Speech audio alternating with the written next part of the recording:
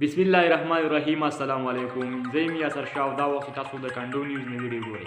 ادرمندو نن به زه تاسو ته هغه اپلیکیشن دروښیم خاص کر د سټوډنټس دپاره او د عام کسانو دپاره هم ضروري دی. نو که تاسو چېرته په انګلیش نه پوهېږئ یا په عربي نه پوهېږئ نو تاسو ښه په اسانۍ سره خپله انګلیش ژبه پښتو ته اړولی شئ. ښه اسانه طریقه ده. موبایل کیمرا آن کولی شئ تاسو او د هغې سکرینینګ به کېږي. نو د هغې په مدد سره به تاسو ته هغې ترجمه او هغه به پښتو ته اړوي. نو ویډیو شروع کوو خو تاسو زموږ چینل نوي سبسکرایب کړئ نو کنډو نیوز سبسکرایب کړئ او د فیسبوک پیج هم لایک کړئ. نو زه د ویډیو په طرف ویډیو شروع کوو. د ویډیو تر اخره پورې وګورئ او د ویډیو نورو ملګرو سره شیر کړئ. دا اپلیکیشن به تاسو د پلی سټور څخه را ډاونلوډ کړئ. د دې اپلیکیشن نیم تاسو ته به د ویډیو کې سیټ کې میلاو شي. نو د هغې ځای تاسو په اسانۍ سره د پلی سټور نه ډاونلوډ کولی شئ. ښه دوستان، په دې کې لومړی اپشن راځي، تاسو کتلی شئ میجیک. په دې چې تاسو کله کلیک وکړئ نو دلته تاسو ته بیا په دې سیټ پرمیشن باندې کلیک وکړئ. دا به دلته تاسو ته هغه دغه آن کوي. دې ځای نه به ویډیو ډکشنري ته آن کوي. کله چې تاسو دا آن کړو نو بیا تاسو دا سکیپ کوئ ویډیو. تاسو کتلی شئ دلته بیا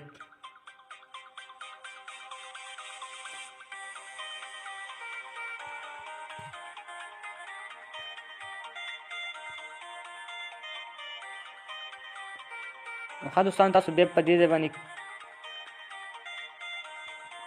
په دې کې بیا دویم اپشن دی چې تاسو د کیمرې نه ترانسلیټ هم کولی شئ. نو دلته به تاسو اول ژبه سلیکټ کړئ د انګلیش نه او د اردو نه. نو که تاسو دلته اوس ژبه سلیکټ کوئ نو تاسو په هغې کلیک وکړئ. دلته به تاسو ورکوئ پښتو، یعنې انګلیش نه تاسو پښتو ته دلته به تاسو پښتو ولیکئ. نو دلته به تاسو کتلی شئ تاسو ته به پښتو سلیکټ کړئ ژبه. تاسو په دې پښتو باندې کلیک وکړئ نو دلته تاسو کتلی شئ اوس چې د انګلیش نه پښتو ژبه شوه. نو اوس به تاسو په دې کیمرا باندې به کلیک وکړئ. تاسو کتلی شئ کله چې په دې کیمرا کلیک وکړو نو دلته به تاسو ته کیمرا راواړوي. دا به تاسو الاو کوئ. نو دلته به تاسو به دلته کوم څه لیکئ څه ورښایو هغې باندې تاسو په دې کیمرا باندې بیا کلیک وکړئ. نو دا به اوس زه دا ورښایم نو تاسو په دې کیمرا کلیک وکړئ. د دې به سکرینینګ سټارټ شي. دا به تاسو په ریویژن ورکړئ، دې برابر کړئ. بیا به په دې ټرانسلیټ باندې کلیک وکړئ. نو سکرینینګ به سټارټ شي او د دې معنی تاسو ته دا دی، تاسو کتلی شئ د دې معنی تاسو ته دلته راواړوله. یونټ تودوخې لیږه ده. نو تاسو ته یې راواړوله. او د دې نه علاوه که تاسو غواړئ نو تاسو په دې درې ډاټس باندې به کلیک وکړئ.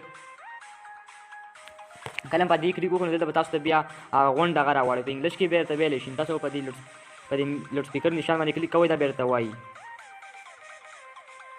Unit 8. یعنې یونټ 8. نو دلته په پښتو کې هم لیکلي. تاسو کتلی شئ د انګلیش هغه تاسو ته اردو ته اړوي، معنی درته غونډه لیکلي Transmission of heat. تودوخې لیږده. نو ډېر ښایسته اپلیکیشن تاسو را ډاونلوډ کولی شئ. نو که ویډیو خوښه شي ویډیو لایک کړئ، کنډو سبسکرایب کړئ. اوس ماله راکړئ یا سرشاره اجازت د الله په امان.